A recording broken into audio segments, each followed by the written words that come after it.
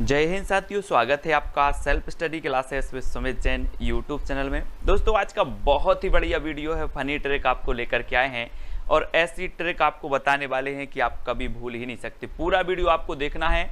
और दोस्तों जो साहित्य अकादमी जो पुरस्कृत रचनाएं हैं उनको आज हम पढ़ने वाले। इससे पहले मैंने आपको 20 रचनाओं का एक पार्ट दिया था। फर्स्ट ये सेकंड पार्ट है और इसके बाद थर्ड पार्ट आएगा जिसमें आपकी पूरी की पूरी साहित्य अकादमी की जो रचनाएं हैं वो आपको याद हो जाएंगी। ठीक है, तो जिन्होंने इसके पहले के वीडियो ट्रिक की वीडियो नहीं देखे हैं वो देख लें। और रोज सुबह 9:30 बजे आपकी क्लास होती है फनी ट्रिक हिंदी साहित्य। ठीक है, और जो भी साथी अभी व्हाट्सएप ग्रुप से नहीं जुड़े हैं वो 9098609291 इस नंबर से आपको SMS करना है, मैसेज करना है और आपको लिंक मिल जाएगी ग्रुप की। ठीक है, तो स्टार्ट करते हैं दोस्तों आज का ये वीडियो। जो भी नए साथी हैं वो सब्सक्राइब जरूर करें।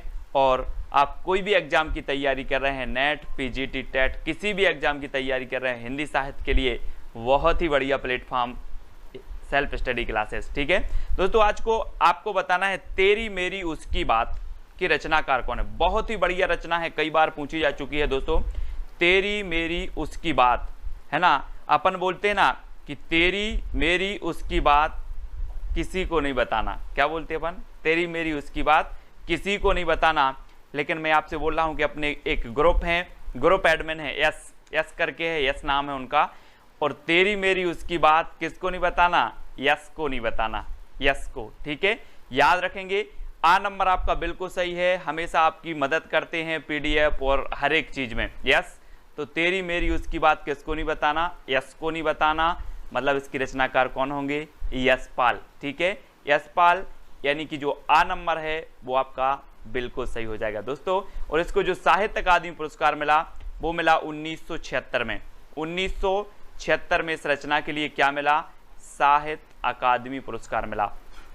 ठीक है, तो याद रख लेना, तेरी मेरी उसकी बात यस को नहीं बताना। और 1976 में इसे साहित्य अकादमी पुरस्कार मिला। और कब तक नहीं बताना? 76 साल तक नहीं बताना। ठीक है, तो 1976 आपका हो जाएगा साहित्य अकादमी। अगला बताना है दोस्तों, चुका भी नहीं हूं मैं। चुका भी नहीं हूं मैं की रचनाकार कौन है? थोड़ी सी इमेज दी है, अगर आप समझ सको कुछ तो बता दोगे। 4 विकल्प हैं, 2 सेकंड। आपको पता है दोस्तों, आपको पता है कि जब शेर और हिरन क्या करते हैं? साथ साथ दौड़ते हैं एक दूसरे को। मतलब जो शेर है वो हिरन को पकड़ता है और हिरन कई बार आपने देखा होगा कि क्या करती है? निकल जाती है और शेर चूक जाता है ना। लेकिन शेर देखता है आजू बाजू, बोले अभी चूका नहीं हूं मैं, चूका भी नहीं हूं, अभी चूका भी नहीं हूं। तो शेर बोलता है चूका भी नहीं हूं। तो इस जो रचना है वो किसकी हो जाएगी? शमशेर बहादुर जी की। ठीक है, याद रखना दोस्तों, इन्हें कवियों का कवि भी कहा जाता है, शमशेर बहादुर साहब को। और ये क्या करते हैं? हिरन और शेर साथ साथ दौड़ते हैं, साथ साथ दौड़ते हैं। तो 1977 में इसे इस रचना के लिए साहित्य अकादमी पुरस्कार मिला। तो साथ साथ से याद रख लेना है ना। और शेर क्या बोल रहा है कि चूका भी नहीं हूं, अभी दूसरा हिरन देख लेंगे। ठीक है, तो शमशेर बहादुर यानी 12 नंबर आपका बिल्कुल सही हो जाएगा। अगला बताना दोस्तों, उतना बस सूरज हूं की रचनाकार कौन है? उतना बस सूरज हूं। 4 विकल्प हैं, 4 में से आपको उत्तर बताना है और आंसर आपका क्या हो जाएगा? उतना बस सूरज हूं। तो हम क्या बोलते हैं दोस्तों, जो उभरता हुआ सितारा होता है, जो भारत का भूषण होता है, वो हम बोलते हैं कि आप तो हमारे भारत के क्या हो? सूर्य हो, सूर्य पुत्र हो। तो उतना बस सूरज हूं क्योंकि आप क्या हो? भारत भूषण हो, भारत भूषण। तो ये भारत भूषण अग्रवाल की रचना है, इसको ऐसे याद करेंगे दोस्तों। ठीक है, बहुत ही बढ़िया है। उतना बस सूरज हूं, भारत भूषण अग्रवाल। ठीक है, और इसे 1978 में दोस्तों, 1978 में क्या मिला? साहित्य अकादमी पुरस्कार मिला। तो याद रख लेना, उतना बस सूरज हूं, भारत भूषण अग्रवाल। अगला है कल सुनना मुझे। कल सुनना मुझे के रचनाकार कौन है? अब दोस्तों एक चीज बताना, मैं अगर आपसे बोलूं कि आज तो आप लोग सुनते नहीं हो मुझे, जब मैं धूल में मिल जाऊंगा तो कल सुनना मुझे। काय में मिल जाऊंगा? धूल में मिल जाऊंगा तो कल सुनना मुझे। तो इसके जो लेखक होंगे वो कौन होंगे? कौन होंगे? कल सुनना मुझे, जब धूल में मिल जाऊंगा। तो आपका उत्तर होगा धूमिल, है ना, धूमिल। कल सुनना मुझे धूमिल की रचना है ना, और इसे कब मिला? 1979 में दोस्तों, 1979 में इसे साहित्य अकादमी पुरस्कार से नवाजा गया। ये चीज भी आपको याद रखनी है, ठीक है। अब मैं आपसे कभी भी पूछूंगा कल सुनना मुझे जब धूल में मिल जाऊंगा,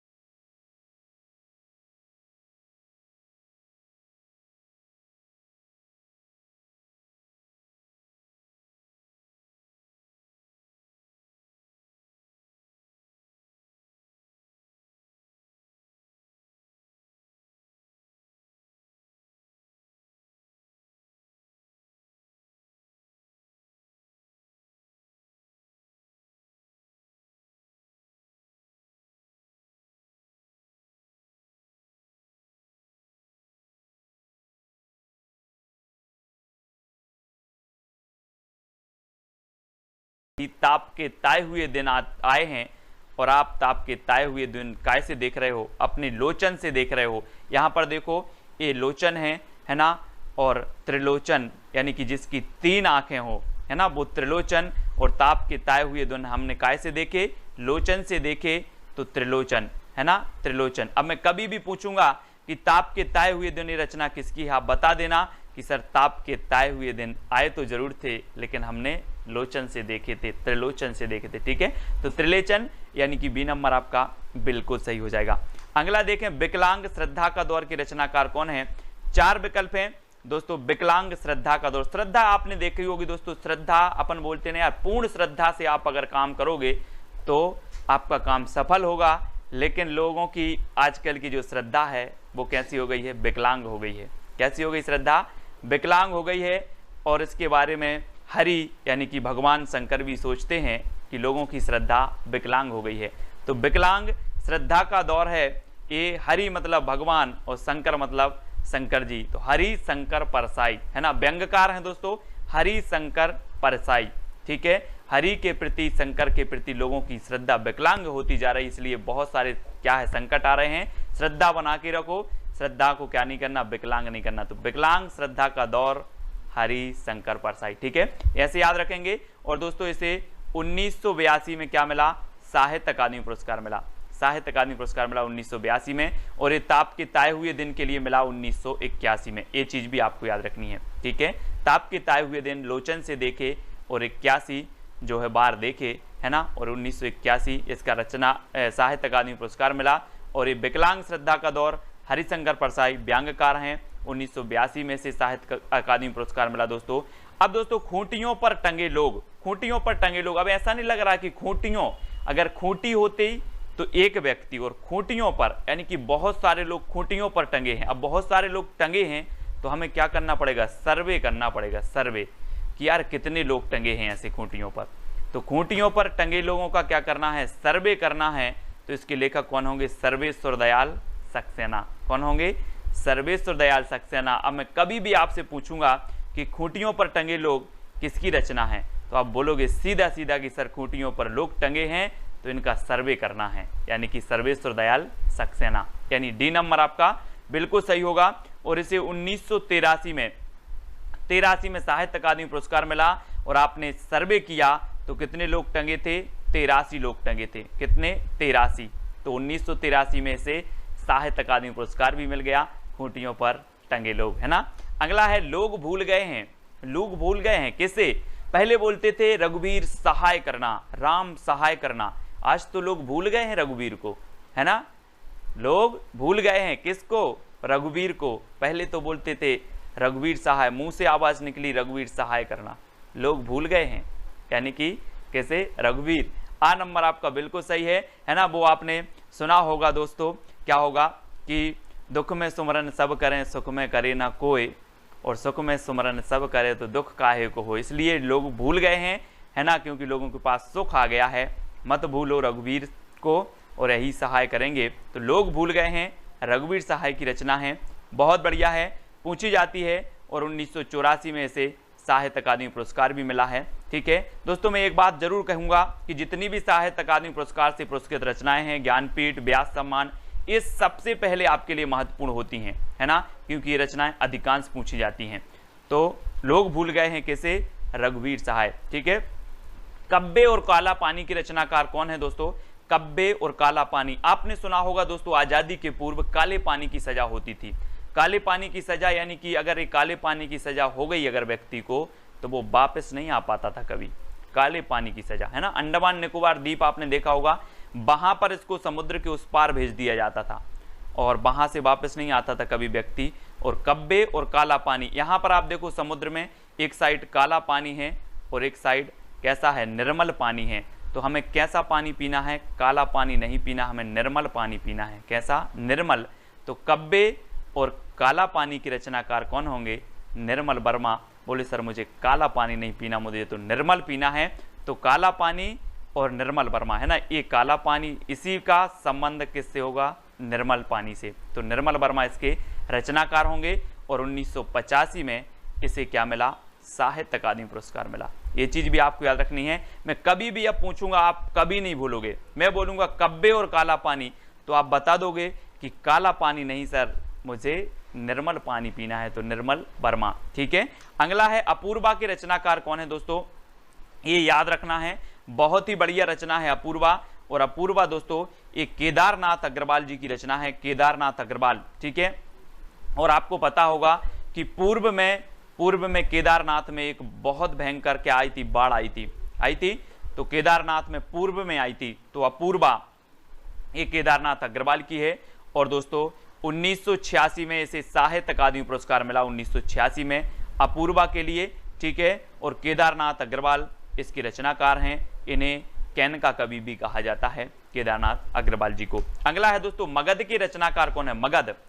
अब एक चीज बताना दोस्तों कि जो मगध है, मगध के जो राजकुमार थे वो क्या करते थे?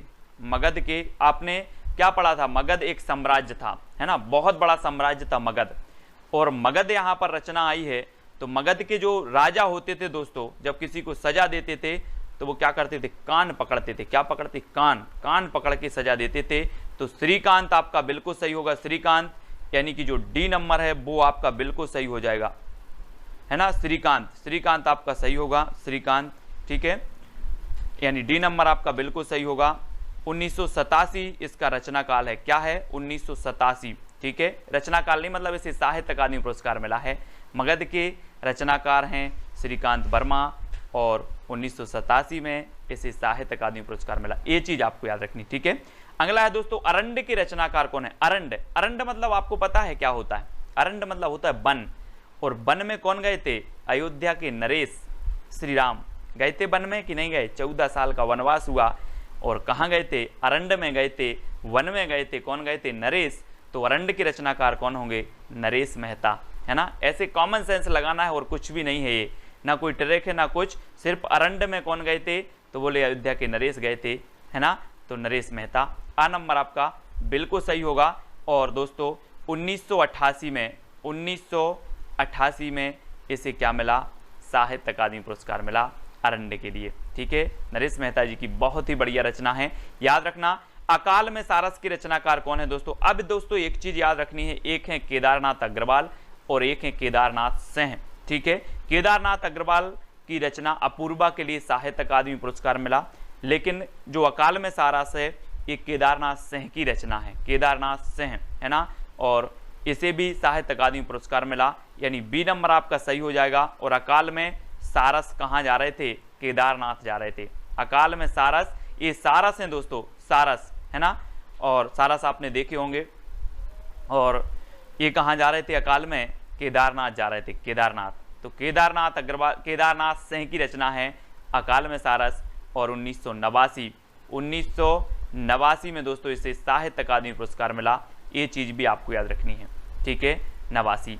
अगला है नीला चांद के रचनाकार कौन है दोस्तों? नीला चांद। और दोस्तों आपने देखा होगा शंकर जी को आपने देखा है, इनकी मूर्ति को आपने देखा है, इनकी सिर पर यहाँ पर एक चांद का वो रहता है, चांद का चित्र बना रहता है इस प्रकार से। तो नीला चांद, यहाँ पर देखो तस्वीर में देखो शंकर जी की, जरा प्रणाम कर दो सभी लोग, है ना। और ये नीला चांद है, किसके सिर पर है? शिव जी के। तो ये नीला चांद रचना किसकी होगी? शिव प्रसाद सिंह की। ठीक है, अब किसी और की तो नहीं होगी? बोले सर नहीं होगी। अब जब नीला चांद आपने दिखा ही दिया है, ये नीला चांद तो कभी नहीं भूलेंगे शिव प्रसाद सिंह। और इसे मिला 1990 में। 1990 में क्या मिल गया दोस्तों? साहित्य अकादमी पुरस्कार मिला, साहित्य अकादमी। ठीक है, इसको आपको याद रखना है दोस्तों। मैं वक्त के हूँ सामने, मैं अगर किसी से बोलूं कि मैं वक्त के हूँ सामने, तो वो बोलेगा यार वक्त के सामने क्यों खड़ा है, गिर जा, क्या कर, गिर जा। तो मैं वक्त के हूँ सामने क्यों खड़ा है, गिर जा, यानी कि गिरजा कुमार माथुर। ठीक है, गिरजा कुमार माथुर इसके रचनाकार हो जाएंगे। अब वक्त के सामने खड़े नहीं होना है, गिर जाना है। ठीक है, तो गिरजा कुमार माथुर, मैं वक्त के हूँ सामने, गिरजा कुमार माथुर। और 1991, ठीक है, 1991 में दोस्तों इसे क्या मिला? साहित्य अकादमी पुरस्कार मिला 1991। और 90 में इसे मिला था आपकी नीला चांद के लिए। ठीक है, ये तो आपको पता है, नीला चांद 90 में इसे मिला। 1991 में मैं वक्त के हूँ सामने, इसके लिए साहित्य अकादमी पुरस्कार मिल गया। और ढाई घर के रचनाकार कौन है दोस्तों? अब देखो दोस्तों एक चीज याद रखना कि हमने यहाँ पर पढ़ा कि मैं वक्त के हूँ सामने, गिरजा कुमार माथुर। ठीक है, लेकिन ढाई घर, अब यहाँ पर कॉमन सेंस लगाना, ढाई घर हो कैसे गया? 3 घर हुए हो, पहले तो होंगे 3 घर, 3 घर में से आधा घर क्या हो गया? गिर गया, बचे कितने? ढाई घर। तो ढाई घर में से आधा, 3 में से आधा गिरा, क्या गिरा? घर गिरा। तो कौन होंगे? गिरा तो गिरिराज किशोर, है ना, गिरिराज किशोर। बोले आधा घर गिर गया है तो गिरिराज किशोर। ठीक है, बचे कितने घर? ढाई घर। थे कितने? 3 घर थे इस प्रकार से, और यहाँ से आधा घर गिर गया तो बचे ढाई। बोले सर ढाई घर, आधा कहाँ गया? बोले गिर गए। तो गिरिराज किशोर, यानी आ नंबर आपका बिल्कुल सही होगा। ढाई घर के रचनाकार गिरिराज किशोर। और 1992 में इसे क्या मिल गया? साहित्य अकादमी पुरस्कार मिल गया। बहुत ही बढ़िया, कई बार पूछी गई है। अब आप कभी नहीं भूलोगे, आप तो वीडियो देखकर भूल जाना वीडियो को। जब आप परीक्षा हॉल में बैठोगे और क्वेश्चन आपके सामने आएगा तो ये ट्रिक आपको याद आ ही जाएगी। आपको कोई कोड याद नहीं करवा रहा मैं, सिर्फ आप प्रश्न को देखोगे और उत्तर आप 101% सही लगा के आए हुए। ठीक है, ढाई घर के रचनाकार गिरिराज किशोर हैं। अर्धनारीश्वर की रचनाकार बताना है। अर्धनारीश्वर दोस्तों, अर्धनारीश्वर, ये आपने देखा होगा कुछ लोग ऐसे होते हैं कि उनमें आधे गुण तो होते हैं नारी के और आधे होते हैं पुरुष के, है ना। अब बोले सर बोले यार आधे गुण आप में नारी के आधे पुरुष के हैं, ये कैसा हुआ? अरे बोले अब विष्णु जी हैं सृष्टि के रचयिता, जैसा बनाया भगवान ने वैसा है ना। तो किसने बनाया सृष्टि को? विष्णु जी ने। अब भगवान ने जैसा बनाया यानी कि अर्धनारीश्वर बनाया, तो अर्धनारीश्वर हैं यानी कि विष्णु प्रभाकर। ठीक है, विष्णु प्रभाकर। बी नंबर आपका बिल्कुल सही हो जाएगा। ठीक है, बहुत सारी धारणाएं हैं दोस्तों इस सृष्टि के बारे में, है ना, बहुत सारी हैं। पृथ्वी की रचना कैसे हुई, धार्मिक मान्यताएं हैं, वैज्ञानिक मान्यताएं हैं, सारी मान्यताएं अलग अलग हैं। ठीक है, फिलहाल हमें सिर्फ याद करने का ये माध्यम है ना, और याद अपन करते रहते हैं। कहीं नहीं बहीं की रचनाकार कौन है दोस्तों? अब ये रचना है कहीं नहीं बहीं। अब बोले सर ऐसे कैसे याद होगी? ये होगी कैसे याद होगी? 4 विकल्प हैं, 2 सेकंड आपको दिए जाएंगे। कहीं नहीं बहीं, जब सीता जी का हरण हो गया दोस्तों, तो इन्होंने कहा था कि हमें कहीं नहीं, हमें वहीं बैठना है। कहाँ? अशोक के वृक्ष के नीचे। कहीं नहीं वहीं, तो कहीं नहीं वहीं के रचनाकार कौन होंगे? अशोक वाजपेयी। कौन होंगे? अशोक वाजपेयी, क्योंकि सीता जी ने कहा कि हमें कहीं नहीं वहीं बैठना है। जो शोक को हरता है वो क्या है? अशोक वृक्ष, और अशोक के नीचे बैठना है हमें कहीं नहीं वहीं, यानी कि अशोक के वृक्ष के। तो अशोक वाजपेयी इसके रचनाकार होंगे। और 1994 में इसे साहित्य अकादमी पुरस्कार मिला। बहुत ही बढ़िया रचना है, आप कभी नहीं भूलोगे। बोले कहीं नहीं वहीं, कहाँ? अशोक के वृक्ष के नीचे। ये यहाँ पर देखो चित्र में जरा, ये हनुमान जी आए हैं और सीता जी अशोक के वृक्ष के नीचे बैठी। बोले हमें कहीं नहीं जाना, हम तो वहीं जाना अशोक के वृक्ष के नीचे। ठीक है, तो इस प्रकार से याद रखेंगे, है ना। कोई दूसरा नहीं कि रचनाकार कौन होंगे, कोई दूसरा नहीं, है ना। कभी कभी ऐसा होता है दोस्तों, कैसा होता है, बोले कोई दूसरा नहीं, हमें तो कौन चाहिए, कुंवर चाहिए, कुंवर, है ना। कुंवर किसको बोलते हैं, आप लोग पढ़ते होंगे, कुंवर किसको बोलते हैं, बोलते होंगे, है ना। तो कभी कभी ऐसा होता है, हमें कोई नहीं चाहिए, हमें सिर्फ कुंवर चाहिए। क्या चाहिए, कुंवर। तो कुंवर नारायण, कुंवर नारायण, यानी कि जो आ नंबर है वो आपका बिल्कुल सही होगा। कोई दूसरा नहीं, कुंवर चाहिए, कुंवर आ नंबर। आप लोग अपने अपने हिसाब से याद कर लेना। और 1995 में इस रचना के लिए दोस्तों साहित्य अकादमी पुरस्कार चाहिए। और कितने साल का कुंवर चाहिए, 95 साल का। कितने साल का, 95।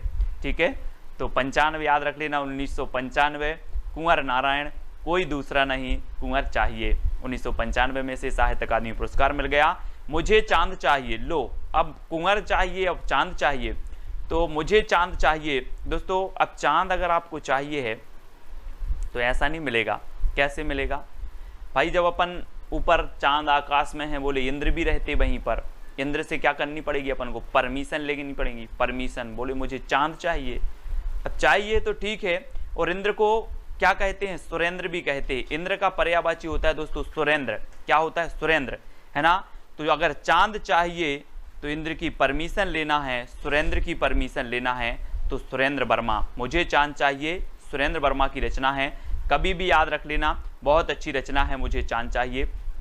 और इसके लिए आपको सुरेंद्र की परमिशन लेनी पड़ेगी, इंद्र की परमिशन लेनी पड़ेगी। और डी नंबर आपका बिल्कुल सही हो जाएगा। ठीक है दोस्तों, अब एक रचना, एक चैलेंज प्रश्न आपको दिया जाता है कि मुक्तिबोध के रचनाकार कौन है। मुक्तिबोध, अब आपने दोस्तों पढ़ा होगा कि मुक्तिबोध तो सर कवि का नाम है, लेकिन एक रचना भी है। आपने तुलसीदास जी को पढ़ा है, तुलसीदास कवि का नाम है, लेकिन एक रचना भी है तुलसीदास। अब याद रख लेना, तुलसीदास और मुक्तिबोध अधिकांश एग्जामों में पूछी गई, क्योंकि लोग समझते हैं कि तुलसीदास तो कवि का नाम है इसलिए पूछी जाती है, मुक्तिबोध तो कवि का नाम है इसलिए पूछी जाती है। इसलिए तुलसीदास और मुक्तिबोध रचना याद रख लेना। तुलसीदास मैं आपको बता दे रहा हूं कि तुलसीदास जो रचना है वो निराला जी की है, सूर्यकांत त्रिपाठी निराला की। लेकिन एक जो चैलेंज प्रश्न है कि मुक्तिबोध किसकी रचना है, तो वो आपको बताना हो। एक मैं बताता हूं, एक आप बता देना। ठीक है, तो क्या हो जाएगा, तालमेल बना रहेगा हमारे और आपके बीच। इसी प्रकार से सभी लोग वीडियो को लाइक करेंगे और कौन सी ट्रैक सबसे अच्छी लगी वो कमेंट में आपको लिखना है। और यहाँ पर कुंवर नारायण, विष्णु प्रभाकर, लीलाधर जगूड़ी और जैनेन्द्र कुमार, ये 4 ऑप्शन हैं। 4 ऑप्शन में से आप किसके बारे में जानते हो, चारों के बारे में जानते हो, तो चारों के बारे में कमेंट में आपको जरूर लिखना है। मैं सारे के सारे कमेंट देखता हूं, कौन कितना अच्छा लिखता है, क्या लिखता है, कितनी आपके अंदर जानकारी है, वो भी देखता हूं। ठीक है, तो वीडियो को सभी लोग लाइक करके शेयर अवश्य करें। और चैलेंज प्रश्न सभी को स्वीकार करना है। जितने लोग लाइव नहीं देख पाते हैं वो क्या करें, वो बाद में देखें, अपनी प्रेजेंटेशन लगाएं कमेंट के माध्यम से कि सर मैंने वीडियो देखा है और ये मेरा चैलेंज प्रश्न का उत्तर है। ठीक है, और वीडियो को लाइक और शेयर अवश्य करना है। जो भी साथी व्हाट्सएप ग्रुप से नहीं जुड़ पाए हैं उनके लिए नंबर है 9098609291। इस नंबर पर आपको SMS करना है, आपको लिंक मिल जाएगी ग्रुप की। ठीक है, और ये अपना टेलीग्राम ग्रुप है। टेलीग्राम ग्रुप में आपको जुड़ना है तो टेलीग्राम ऐप डाउनलोड करो, उसमें सर्च करो IAS स्टडी ट्रैक और ज्वाइन हो जाओ। ठीक है, और व्हाट्सअप नंबर तो आपको दे ही दिया है। और सब्सक्राइब करना ना भूलें दोस्तों, सब्सक्राइब कर लें। और किसी की समस्या आती है कि सर नोटिफिकेशन नहीं मिलता, बिल्कुल नहीं मिलता। आप क्या करते हो, बेल आइकन को दबाते हो लेकिन ऑल पर क्लिक नहीं करते, ऑल पर क्लिक नहीं करते, जिससे ऑल वीडियो की इन्फॉर्मेशन आप तक नहीं पहुंच पाती। तो बेल आइकन को दबाएं और ऑल पर क्लिक करें और वीडियो को लाइक करके शेयर अवश्य करें। आज की वीडियो के लिए बस इतना ही। जय हिंद।